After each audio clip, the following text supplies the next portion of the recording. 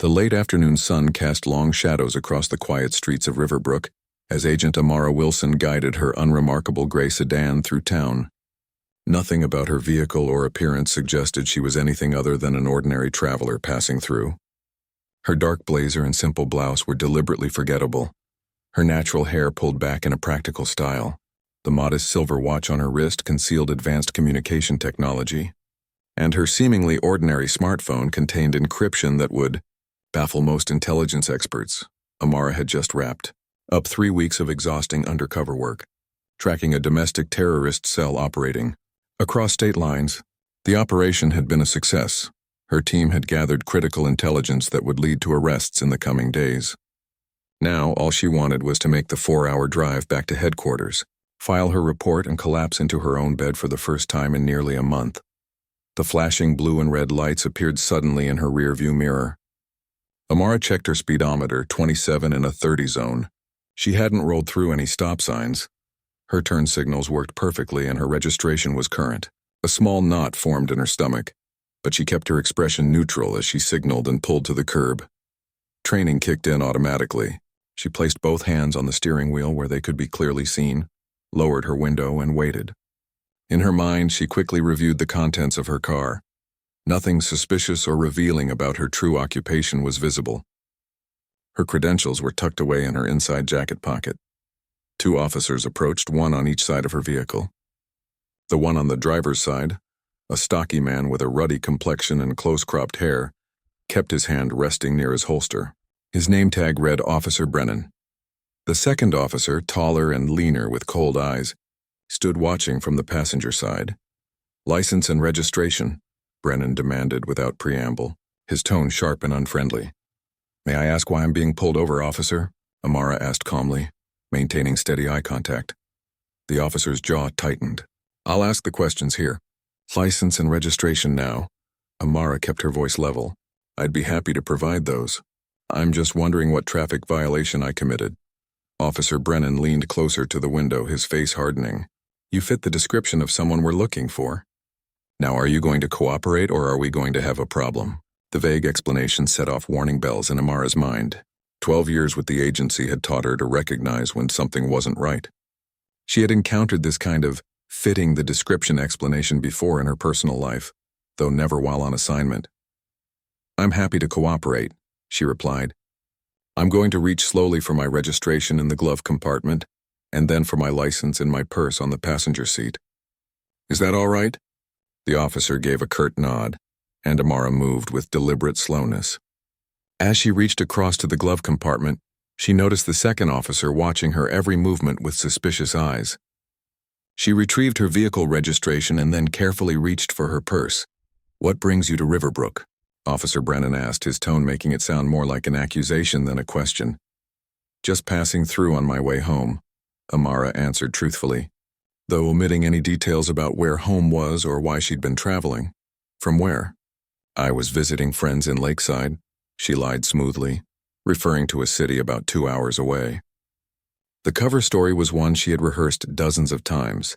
As she handed over her license and registration, Brennan studied them with exaggerated scrutiny.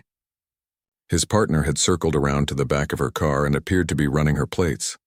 A few curious onlookers had slowed their pace on the sidewalk, watching the scene unfold. An elderly couple whispered to each other. A young man with grocery bags had stopped completely, his attention fixed on the interaction. "Step out of the vehicle, please," Brennan ordered suddenly. Amara blinked, genuinely surprised. "May I ask why, officer? I haven't been told what violation I've committed." "Step out of the vehicle now," he repeated, his hand moving to rest more firmly on his holster. "Keep your hands where I can see them." Years of training helped Amara maintain her composure, though her mind was racing. This wasn't a routine traffic stop. Something else was happening here. She carefully opened her door and stepped out onto the pavement, keeping her movements slow and her hands visible. The second officer joined them now. His nameplate read Officer Mercer. He stood slightly behind his partner, his posture tense and ready. "We've had reports of drug trafficking in the area," Brennan said, though this was the first mention of any such thing. "Mind if we search your vehicle?" "I do mind, actually," Amara replied evenly. I don't consent to a search without probable cause or a warrant. Something flickered in Brennan's eyes. Surprise, perhaps, that she knew her rights, followed quickly by annoyance. The small audience of bystanders had grown to about 8 people now, watching from a respectful distance. You seem nervous, Mercer chimed in. Got something to hide? I'm not nervous, officer, Amara corrected him. I'm simply aware of my rights as a citizen. A muscle twitched in Brennan's jaw. Turn around and place your hands on the vehicle. Am I being detained? Amara asked clearly, loud enough that the onlookers could hear. She was building a record of the encounter in case things escalated further. Yes, you're being detained, Brennan snapped. Now turn around.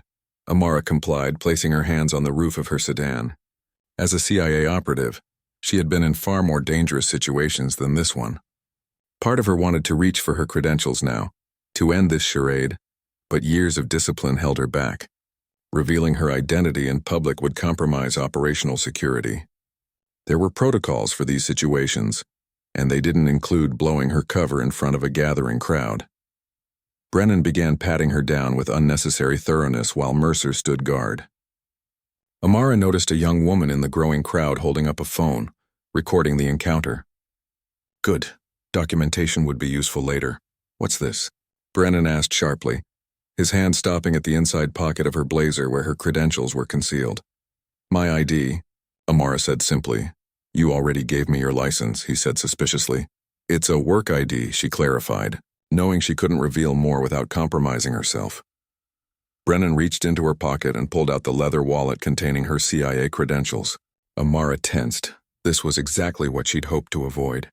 The officer flipped it open, glanced at it, then snorted dismissively.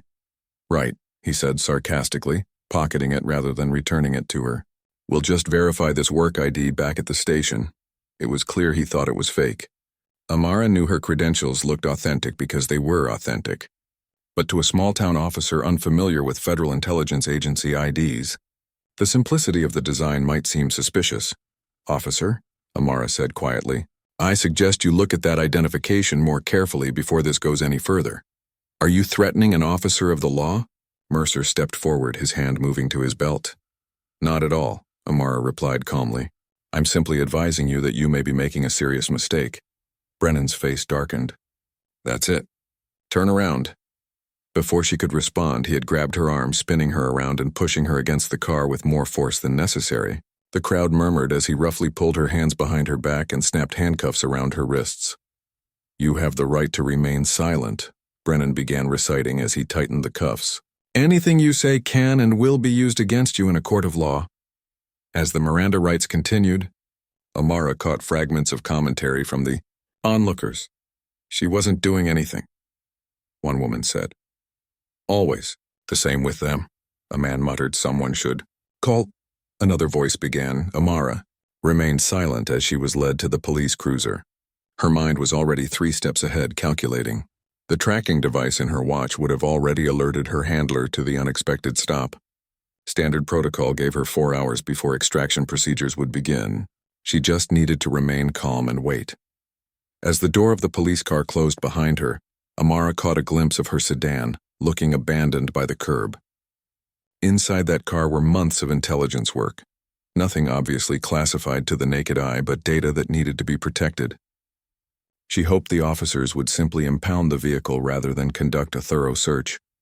Through the window, she watched Officer Brennan speaking to the crowd, gesturing for them to disperse. Several people were openly recording now. The elderly couple looked troubled. The young woman who had first started filming was arguing with Mercer, who seemed to be telling her to stop. As the cruiser pulled away, Amara took a deep breath and centered herself. This was an unexpected complication, but nothing she couldn't handle. In 12 years of service, she had been in war zones, faced down armed hostiles, and navigated complex international incidents. A case of small-town police overreach was unfortunate but manageable. What bothered her most wasn't the inconvenience or even the handcuffs digging into her wrists. It was knowing that if she had been anyone else, not a federal agent with resources and protocols, this situation might have ended very differently. As the streets of Riverbrook passed by outside the window, Amara's thoughts turned to what would happen when these officers finally realized exactly who they had placed in the back of their patrol car. The ride to the Riverbrook police station took less than 10 minutes, but to Amara it felt much longer. She sat perfectly still in the back seat, her trained mind cataloging every detail. The time of arrest, the exact words spoken, the names of the officers, the witnesses present. Her wrists ached from the overly tight handcuffs, but she showed no discomfort on her face. Officer Mercer drove while Brennan spoke into the radio, his voice deliberately low. Amara caught fragments and suspicious behavior, possible false identification, uncooperative. Each mischaracterization added another item to the mental list she was compiling. The station was a squat brick building, with the town's name displayed proudly above the entrance. As they pulled into the parking lot, Amara noticed 2 other patrol cars and a handful of civilian vehicles. Small town, small department, which meant limited resources but also potentially entrenched attitudes and less oversight. "Let's go," Brennan said gruffly as he opened the rear door and took her arm, guiding her none too gently from the vehicle. Inside, the station had the worn look of a place that had seen better days. The fluorescent lights buzzed overhead, casting everyone in an unflattering pallor. A middle-aged woman with glasses sat behind the front desk, eyeing Amara with undisguised curiosity as the officers led her in. "Got one for processing, Diane," Brennan announced, his hand still firmly gripping Amara's upper arm despite her complete lack of resistance. "What's the charge?" Diane asked, reaching for a form. Brennan hesitated just long enough for Amara to notice. Resisting an officer in possession of false government identification. Both charges were fabricated and Amara knew it. She also knew arguing now would only make things worse. The time for explanations would come, but not yet. "Interrogation room 2 is open," Diane said, stamping the top of the form with the current date. They led Amara down a short hallway past a few small offices. Through one open door, she glimpsed a heavy-set man in uniform, likely the chief or sergeant, talking on the phone. He glanced up as they passed, his expression unreadable. Interrogation room 2 was exactly what Amara expected, a small, windowless space with a metal table bolted to the floor, 3 chairs, and a large mirror on one wall that almost certainly concealed an observation room. A camera was mounted in the corner near the ceiling, its red light blinking steadily. "Sit," Mercer ordered, pointing to the chair on the far side of the table.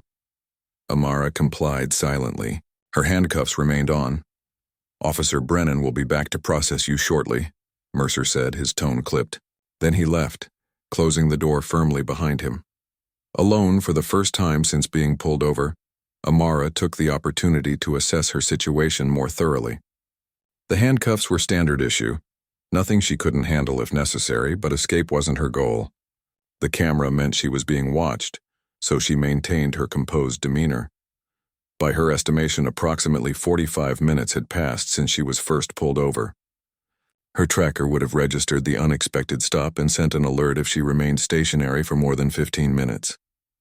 Her supervisor, Agent Leon Torres, would already be aware something was wrong. Standard protocol gave her 4 hours before intervention.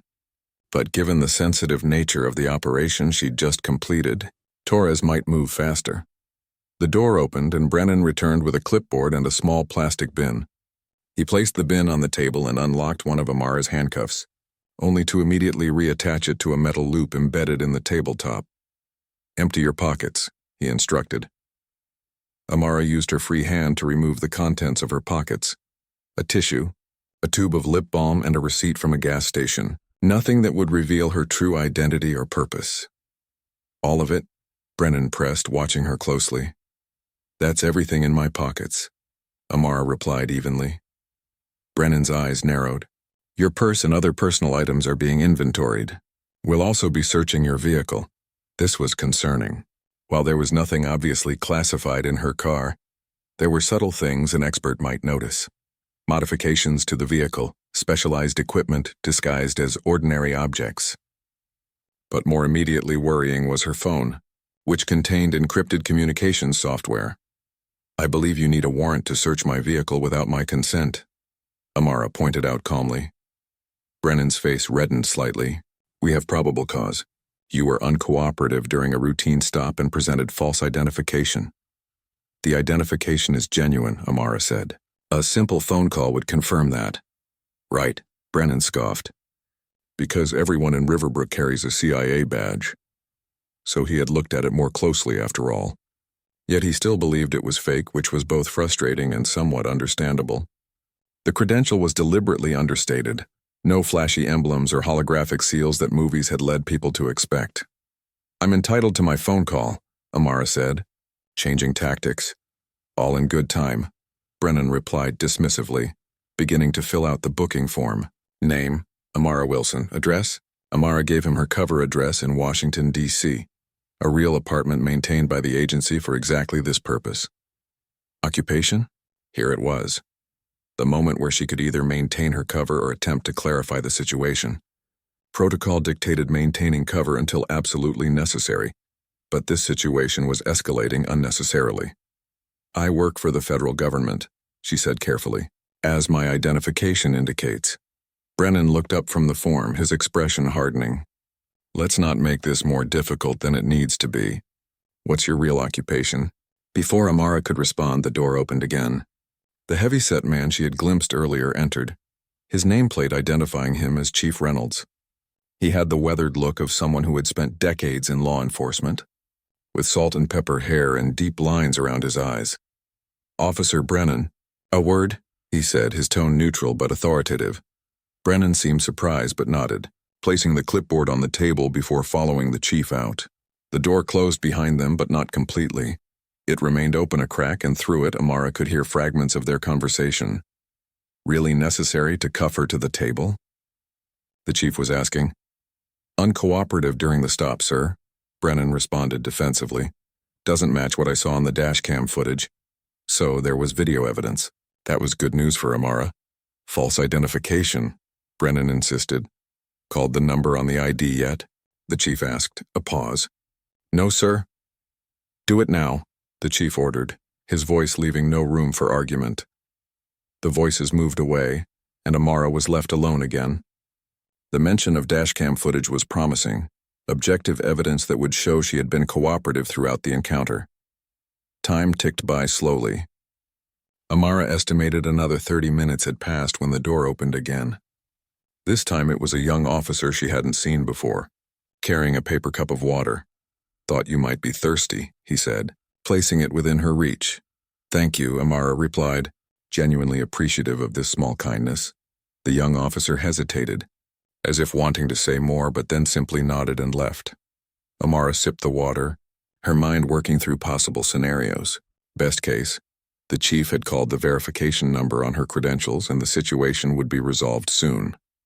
Worst case, they were stalling while conducting a thorough search of her vehicle, potentially compromising sensitive information. Outside the room, she could hear increased activity, footsteps moving quickly, voices raised in what sounded like surprise or confusion. Something was happening. The door swung open abruptly and Chief Reynolds entered, followed by a clearly agitated Brennan and a subdued Mercer. "Ms. Wilson," the chief began, his tone noticeably more respectful than before. "There seems to have been a misunderstanding." Brennan's face was flushed with either anger or embarrassment, possibly both. Mercer stared fixedly at a point on the wall. "I would agree with that assessment," Amara replied calmly. The chief nodded to Brennan, who reluctantly stepped forward and unlocked the handcuff securing her to the table. "Your credentials have been verified," the chief continued. "Though we're still awaiting further confirmation from—" He trailed off, seemingly unsure how much to say in front of his officers. Amara understood. The verification process had begun, but they were likely waiting for someone higher up the chain to give final clearance. Standard procedure when dealing with intelligence operatives. "I understand," she said, rubbing her wrist where the handcuff had left a red mark. "May I have my personal belongings returned?" "Of course," the chief nodded quickly. "Officer Mercer will take care of that right away." Mercer left without a word, his body language suggesting he'd rather be anywhere else. "Officer Brennan," the chief continued, "perhaps you could get Ms. Wilson some fresh water and something to eat." It was clearly a dismissal, and though Brennan looked like he wanted to object, he nodded stiffly and left the room. Once they were alone, Chief Reynolds sat down across from Amara, his expression grave. "I want to personally apologize for this incident," he began. "It appears there was a significant lapse in judgment and procedure today." Amara nodded but said nothing. She was curious to see how the chief would handle this situation now that he understood who she was. "We've received a call from your office," he continued carefully. "Someone will be arriving shortly to, facilitate matters." So Torres had already put things in motion. That was faster than expected, suggesting the operation she'd just completed was even more sensitive than she'd been told. "Thank you, Chief," Amara said simply. "I appreciate your cooperation." Reynolds looked uncomfortable. "Miss Wilson, I want to assure you that what happened today is not representative of how we normally conduct business in Riverbrook. If there's anything I can do to—" He was interrupted by a commotion from the front of the station. Raised voices, hurried footsteps. The chief turned toward the door just as it swung open to reveal Diane, the desk clerk, looking flustered. "Chief," she said urgently, "there are federal agents here. They're asking for her." She gestured toward Amara. The cavalry had arrived, and judging by the clerk's expression, they hadn't come alone. The chief stood quickly. "Tell them I'll be right out." As Diane hurried away, he turned back to Amara. "It seems your colleagues are here." Amara rose from her chair, straightening her blazer as best she could after hours in handcuffs. "Yes," she said calmly, "and I suspect they have quite a few questions about today's events."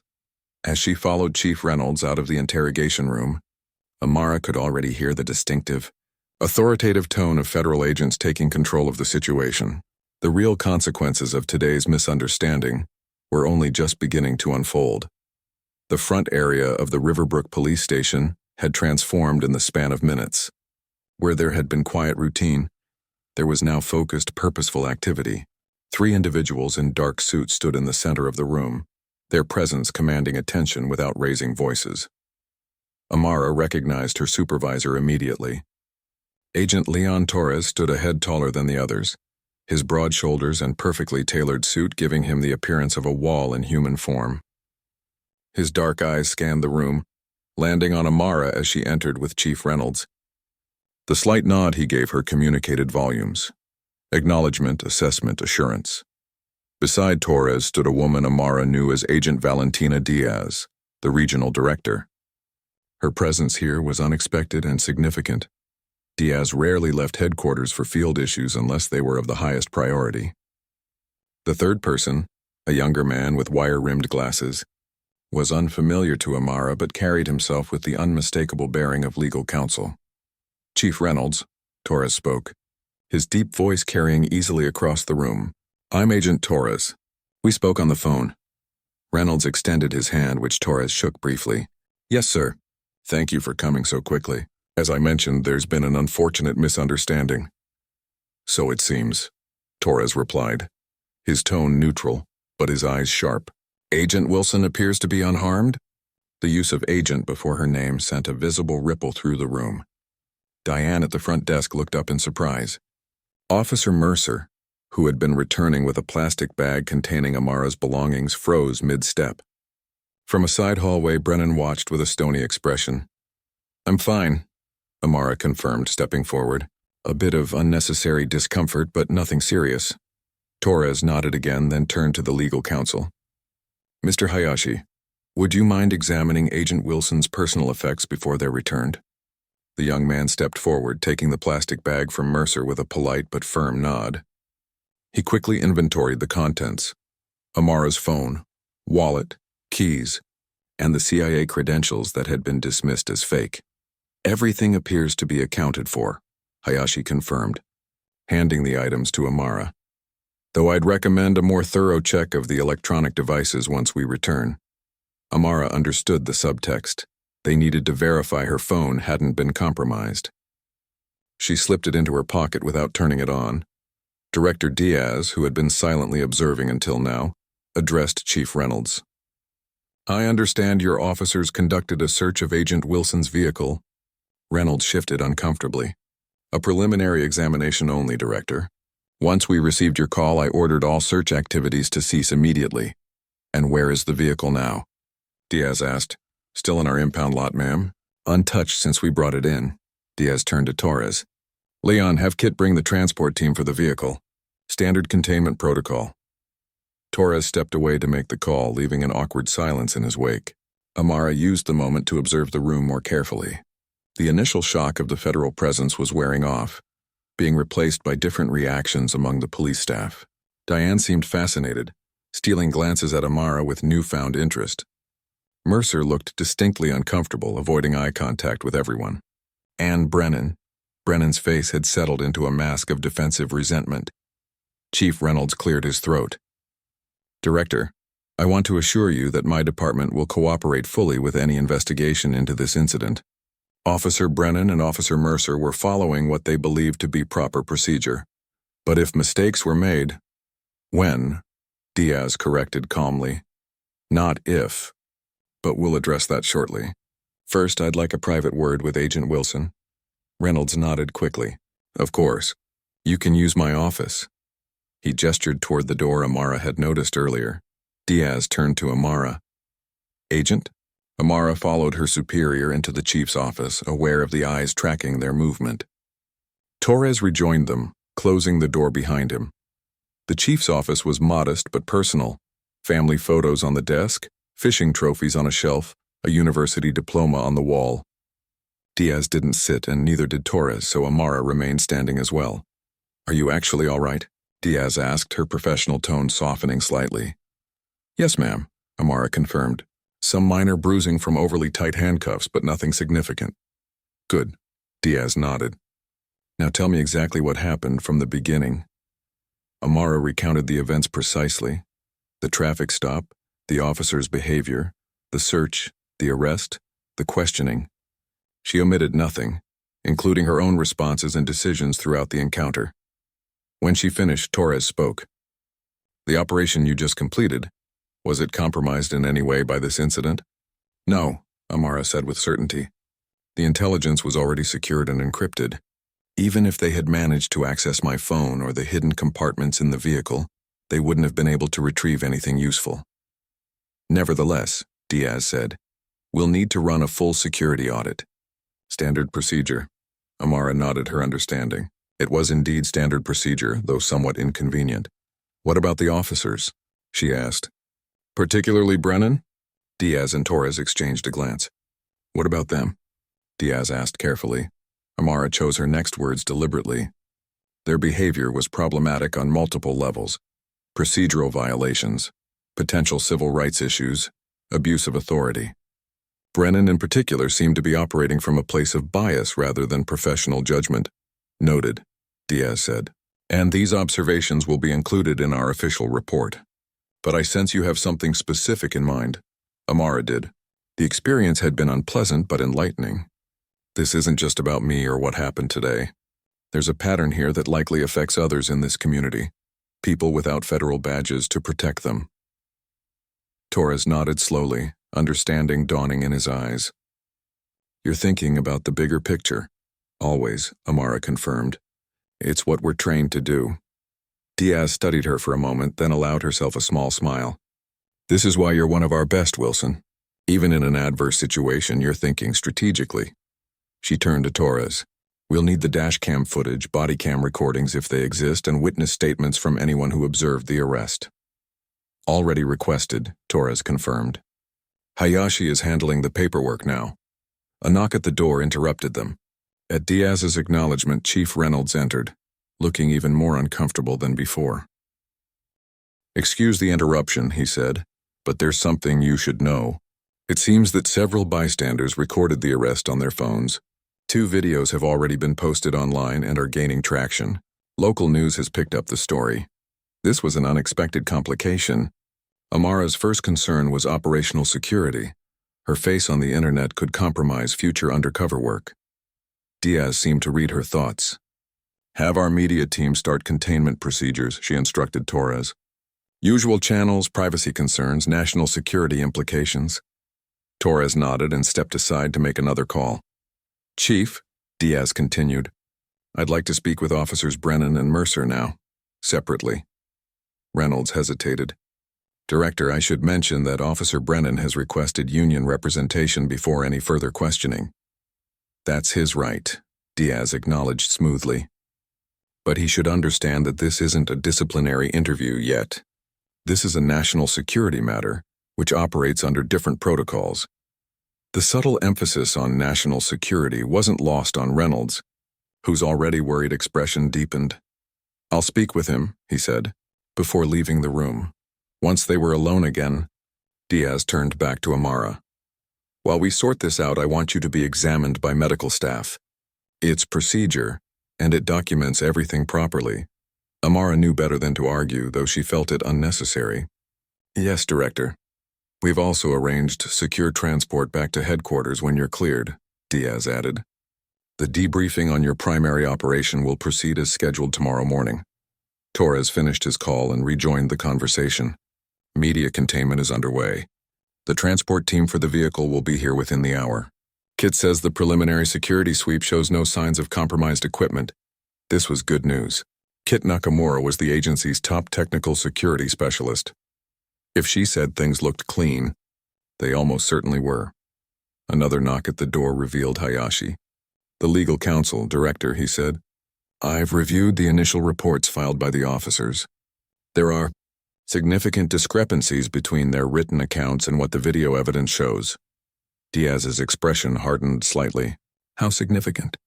"Their report claims Agent Wilson was confrontational and refused multiple direct orders. The dashcam footage shows complete cooperation on her part and escalation on theirs." "Document everything," Diaz instructed. "We'll need it all for what comes next." The tension in the room shifted subtly. What had begun as a security concern was evolving into something more complex, a potential case of police misconduct with a federal agent as the victim. The implications were significant. "Agent Wilson," Diaz said, turning back to Amara, "I know this isn't what you signed up for today, but your handling of this situation may end up being as important as the operation you just completed." Amara understood. Sometimes the most significant impact came from unexpected quarters. What had happened to her today happened to ordinary citizens regularly, but rarely with such clear documentation or powerful advocacy. "I'm prepared to see this through, Director," she said simply. Diaz nodded with approval. "Good. Because I suspect Riverbrook Police Department is about to experience some long overdue changes." From outside the office, they could hear raised voices, Brennan's distinctive tone rising in protest about something. The chief's calmer voice responded, though the words were indistinct. Torres checked his watch. "Medical team should be here in 5 minutes." Amara nodded, mentally preparing herself for the next phase. What had begun as a routine drive home had become something much more significant. In her 12 years with the agency, she had helped disrupt terrorist plots, intercepted weapons shipments, and gathered intelligence that saved countless lives. But this, confronting injustice in a small American town, might prove to be among her most important work. As she waited for the medical team to arrive, Amara wondered how many others had sat in that same interrogation room, facing the same prejudice without the protection of a federal badge. The thought strengthened her resolve. This wasn't just about clearing her name or protecting agency operations anymore. This was about accountability, about systems that needed changing, and change, as Amara knew very well from her years in intelligence work, often began with a single unexpected incident. Night had fallen over Riverbrook by the time the initial procedures were completed. The small police station, usually quiet by this hour, remained buzzing with activity. Through the windows, curious locals occasionally slowed their pace, trying to catch glimpses of what was happening inside. The presence of several black SUVs with government plates in the parking lot had not gone unnoticed in a town where news traveled faster than official statements. Inside, the atmosphere had shifted dramatically. The federal agents had established a temporary command center in the station's conference room, transforming the space with laptops, secure phones, and an air of efficient authority. The local officers moved through their own building like visitors, uncertain of their role in this rapidly evolving situation. Amara sat in a corner of the conference room, finishing her statement with Hayashi, the legal counsel. She had already been examined by the medical team, a thorough process that documented the marks on her wrists from the handcuffs and took photographs that would become part of the official record. Her phone and other electronic devices had been cleared by Kit Nakamura, who had arrived an hour earlier with a team of technical specialists. "Just sign here," Hayashi said, sliding a document across the table. "This is only the preliminary statement. We'll need a more comprehensive debrief once we return to headquarters." Amara signed where indicated, her signature neat and precise despite her fatigue. It had been a long day, and the adrenaline that had carried her through the arrest and its aftermath was beginning to fade. "Thank you. Agent Wilson," Hayashi said formally, though his eyes conveyed genuine respect. "Director Diaz would like a word with you before you leave." Amara nodded and stood, smoothing her blazer in a habitual gesture. As she made her way across the room, she noticed Officer Mercer sitting alone at a desk, filling out paperwork with slumped shoulders. His partner Brennan was nowhere to be seen. Director Diaz was speaking with Chief Reynolds near the door, their conversation ending as Amara approached. The chief nodded to her with an awkward mixture of respect and discomfort before excusing himself. "Walk with me," Diaz said, gesturing toward the exit. Outside, the night air was cool and refreshing after hours in the stuffy station. They walked slowly toward the impound lot where several technicians were still examining Amara's vehicle under portable lights. "Your car will be transported back to headquarters tonight," Diaz explained. "Standard procedure after potential compromise." "I understand," Amara replied. "What about my original mission files?" "Secure and untouched," Diaz assured her. Kit's team confirmed that the hidden compartments weren't discovered during the police search. "Your work is safe." This was a relief, though Amara had been reasonably confident already. The agency's vehicle modifications were designed to be undetectable to anyone without specialized knowledge. "What happens now?" Amara asked, watching the technicians work with methodical precision. Diaz was quiet for a moment, considering her answer. "Officially, you'll be transported back to headquarters tonight. Tomorrow you'll complete your scheduled debriefing on Operation Blackbird as planned. The incident here will be documented as a security anomaly, with appropriate follow-up. And unofficially?" A small smile touched Diaz's lips. "Unofficially, wheels are already in motion. The videos of your arrest have been contained as much as possible, but they've been seen by enough people to create pressure. More importantly, we've uncovered a pattern of similar incidents in Riverbrook over the past 3 years." This didn't surprise Amara. What had happened, to her, rarely occurred in isolation. Torres is speaking with the district attorney's office now, Diaz continued. "And our legal team has already filed requests for all arrest records involving Officer Brennan for review. Will there be charges?" Amara asked. "That depends partly on you," Diaz replied, turning to face her directly. "As the victim in this case, your statement carries significant weight. If you push for charges, it would be difficult for the DA to ignore." Amara considered this carefully. Her instinct wasn't toward punishment but reform. What about the department as a whole? And the community? Diaz nodded as if Amara's question confirmed something she already believed. "That's why I wanted to speak with you privately. This situation offers an unusual opportunity. With federal attention and public pressure, we could push for meaningful changes in this department. But sustained change requires more than external pressure. It requires internal champions," Amara concluded, following Diaz's line of thinking. "Exactly," Diaz said. "Chief Reynolds seems genuinely disturbed by what happened today. And Officer Mercer, while he failed to intervene, has been cooperative with our investigation. There's potential there." Amara thought about the young officer who had brought her water, a small act of kindness that revealed character. "What are you proposing?" "A comprehensive approach," Diaz said. "Accountability for the individuals directly responsible, coupled with department-wide training and community oversight mechanisms. We have the leverage to make it happen, especially if we work with local community leaders rather than imposing solutions from outside." This resonated with Amara. Throughout her career, she had seen how the most effective changes came from within communities, supported rather than dictated by external authorities. "I'd like to be involved," she said decisively. Diaz raised an eyebrow. "You have 3 weeks of leave scheduled after this mission. I assumed you'd want to take it." "I do," Amara acknowledged, "but I can delay it for this. It matters." Before Diaz could respond, they were interrupted by Torres approaching from the station, his expression serious. "We have a situation," he said without preamble. "Officer Brennan contacted a local news station. He's claiming harassment and intimidation by federal agents. Says we're covering up something bigger." Diaz's expression hardened. "That's a problem. His union rep should know better than to allow that kind of statement." "That's just it," Torres replied. "He's not acting with union guidance. He's gone rogue, claiming the union is in on the conspiracy." Amara felt a chill that had nothing to do with the night air. An officer spiraling, feeling cornered, could become dangerous, not just to the case but potentially to others. "Where is he now?" she asked. "Unknown," Torres admitted. "He left the station about an hour ago, after his initial interview. Said he was going home, but he's not answering his phone."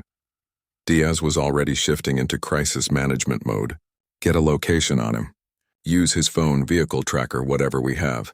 And get me the producer at that news station. We need to contain this before it escalates further." Torres nodded and moved away, already making calls. "This changes things," Diaz said to Amara, her voice low.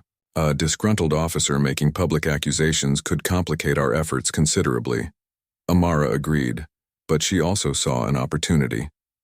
Or it could galvanize public attention in a useful way if handled correctly. Diaz looked at her with renewed interest. "What are you thinking? Instead of trying to suppress his claims, what if we address them directly? Transparency about what actually happened today, backed by evidence. The dashcam footage, witness statements, medical documentation." "That's risky," Diaz noted.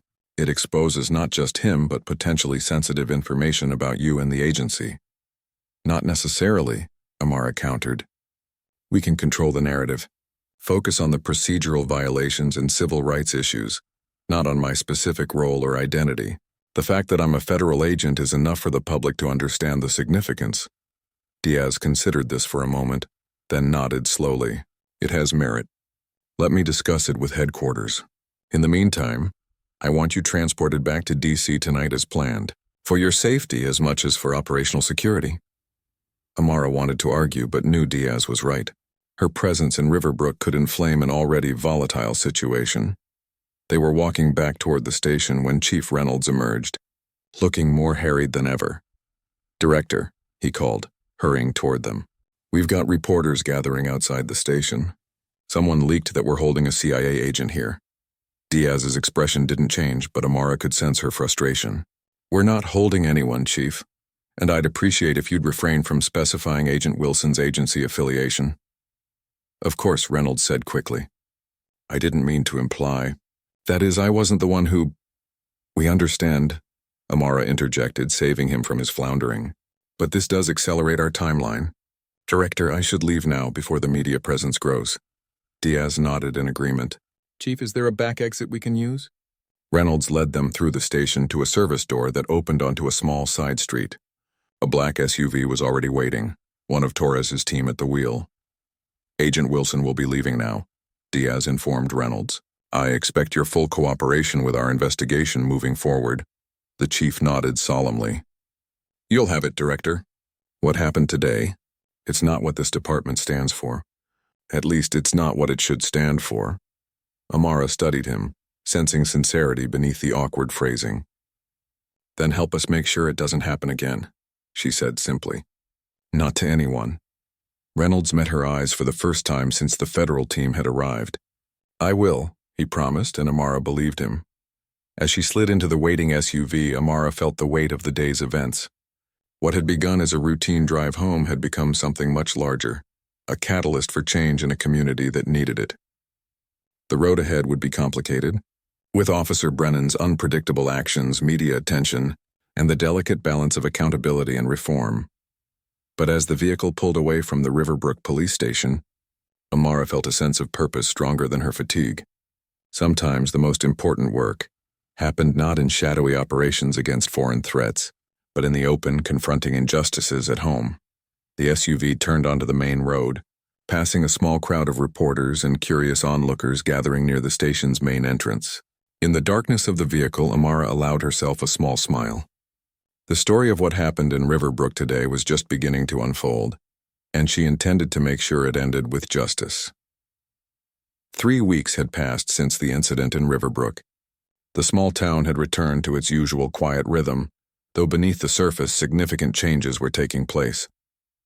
The story had briefly captured national attention, a black federal agent racially profiled and wrongfully arrested, before being replaced by newer headlines. But in Riverbrook itself, the ripples continued to spread. Amara Wilson stood at the window of her apartment in Washington, D.C., coffee cup in hand, watching the early morning joggers in the park across the street. Her scheduled leave had finally begun, after the extensive debriefing on both her original mission and the Riverbrook incident. She had plans to visit her family in Philadelphia later in the week, her first real break in over a year. Her phone buzzed on the counter. The screen showed a message from Torres. "Turning on the news might interest you." Curious, Amara picked up the remote and switched on her television, tuning to a national news channel. The anchor was mid-sentence, speaking over footage of the Riverbrook Town Hall, where Chief Reynolds announced significant reforms to department policies, including mandatory bias training, community oversight, and stricter enforcement of body camera usage. These changes come in the wake of the controversial arrest of a federal agent last month, which sparked widespread criticism of the department's practices. The footage cut to Chief Reynolds at a podium, looking serious but determined as he addressed a packed room. "What happened 3 weeks ago was unacceptable," he was saying. "It revealed flaws in our training, our procedures, and our culture. As Chief of Police, I take full responsibility for those failures, and I am committed to ensuring they never happen again." The camera panned to show the audience, which included both uniformed officers and community members. Among them, Amara spotted Officer Mercer, his expression thoughtful as he listened to his chief. The anchor's voice returned. Former Officer Paul Brennan, who was directly involved in the incident, was terminated last week after an internal investigation found multiple violations of department policy. He faces potential criminal charges for falsifying police reports, though the federal agent involved has reportedly declined to press additional charges. Amara sipped her coffee, feeling a complex mixture of satisfaction and contemplation. The decision not to pursue charges against Brennan had been difficult but deliberate. After discussions with Diaz and the local community leaders, they had agreed that systemic change was more important than individual punishment. Her phone buzzed again. This time it was Diaz. "Good work. Your approach is bearing fruit." A small smile touched Amara's lips. Though she had returned to Washington, she had remained involved in the Riverbrook situation, consulting remotely with the task force established to implement reforms. It wasn't her official assignment, she was technically on leave, but Diaz had supported her continued involvement, recognizing the unique perspective Amara brought to the process. The news segment continued, showing footage of community meetings and training sessions. The reporter mentioned that applications for the newly created Citizen Oversight Committee had exceeded expectations, with diverse residents stepping forward to participate in reshaping their police department. Amara switched off the television and moved to her desk, where her laptop displayed a document she had been working on, recommendations for broader implementation of the Riverbrook model in other small departments. What had begun as a response to her personal experience had evolved into something larger, a template for community-centered police reform that respected both the challenges officers faced and the rights of the citizens they served. A knock at her door interrupted her thoughts. She wasn't expecting anyone, and her neighbors rarely visited. Cautious by training, she checked the people before opening the door. Torres stood in the hallway, a file folder in one hand and a paper bag in the other. "Morning." Brought breakfast and updates. Amara welcomed him in, clearing space at her small dining table as Torres unpacked bagels and coffee. "You saw the news?" he asked, settling into a chair. "I did," she confirmed.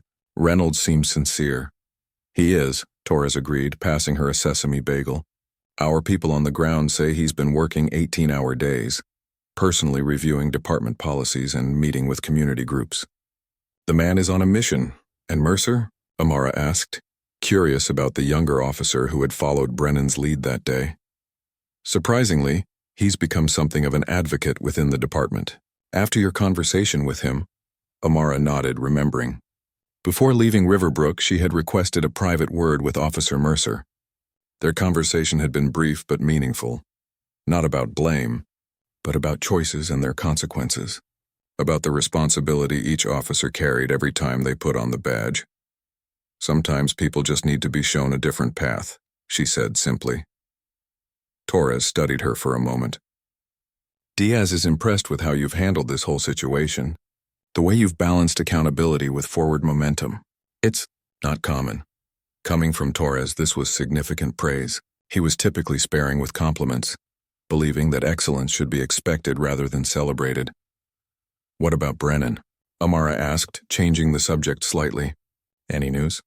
Torres's expression tightened. He's still trying to spin his own narrative, claims he's being scapegoated, that there's a conspiracy against him. But it's not gaining traction. Too much evidence contradicting his version of events. And the videos? Contained as much as possible, Torres confirmed. Those screenshots are still circulating in some corners of the internet. Your face is visible, but without context. Our assessment is that it doesn't compromise your ability to work undercover in the future. This was a relief. Amara's effectiveness as an agent depended partly on her anonymity. Torres opened the folder he had brought, spreading several documents on the table. The real reason I'm here, Diaz asked me to bring you these. The Riverbrook model you've been developing. Headquarters wants to formalize it. There's interest in implementing similar approaches in other jurisdictions where we've identified patterns of concern. Amara leaned forward, scanning the documents. They outlined a structured program for agency collaboration with local police departments, focusing on bias recognition, de-escalation training, and community involvement. This would be an official initiative? She asked, surprised. Torres nodded. With you as lead consultant, if you're interested. It would mean a temporary reassignment from field operations, but Diaz thinks your experience makes you uniquely qualified. The offer was unexpected. Amara had spent her career in intelligence gathering and covert operations. This would be something entirely different. Public, transparent, focused on domestic reform rather than international threats. I'd need to think about it, she said honestly. Of course, Torres replied. No rush. Finish your leave, visit your family. The offer will still be there when you get back. They finished their breakfast discussing the practical aspects of the proposed program. As Torres prepared to leave, he paused at the door. For what it's worth, he said, I think you'd be good at this. What happened in Riverbrook was wrong on every level, but you turned it into something constructive. That's rare. After Torres left, Amara returned to her window, watching the city come fully alive in the morning light. The events in Riverbrook had changed her in subtle but significant ways, forcing her to confront issues she had navigated around in her professional life, even as she had experienced them personally. Her phone buzzed with an incoming email. It was from Officer Mercer, or rather Officer Training Coordinator Mercer, according to his new signature. The message was brief. Thought you might want to see this. Making progress. Attached was a photo of the Riverbrook Police Department's newest graduating class of cadets, notably more diverse than any previous class, standing proudly alongside community leaders who had been instrumental in the reform process. In the background, a new department motto was visible. To protect, serve, and respect every citizen every day. Amara smiled, saving the image. Small steps but meaningful ones. Real change happened slowly, built on thousands of individual choices and actions. On systems redesigned with intention and purpose. Her gaze fell on the documents Torres had left, the proposed program that would bear her imprint if she accepted. It would mean a different path than the one she had followed for 12 years. Stepping from the shadows into the light, using her training and experience in new ways. As she considered the possibilities, Amara felt a sense of purpose stronger than she had in years. The incident in Riverbrook had been a painful reminder of injustices that persisted, but it had also revealed the potential for change when the right pressure was applied in the right places, when accountability met opportunity. Perhaps this was the mission she had been preparing for all along, not just protecting American interests abroad, but helping to strengthen American justice at home. Different work, but no less important. Outside her window, the city continued its morning rhythm, people moving with purpose toward their various destinations. Amara watched them for a moment longer, then turned back to her desk, her decision already forming. There was work to be done, and she was ready to begin.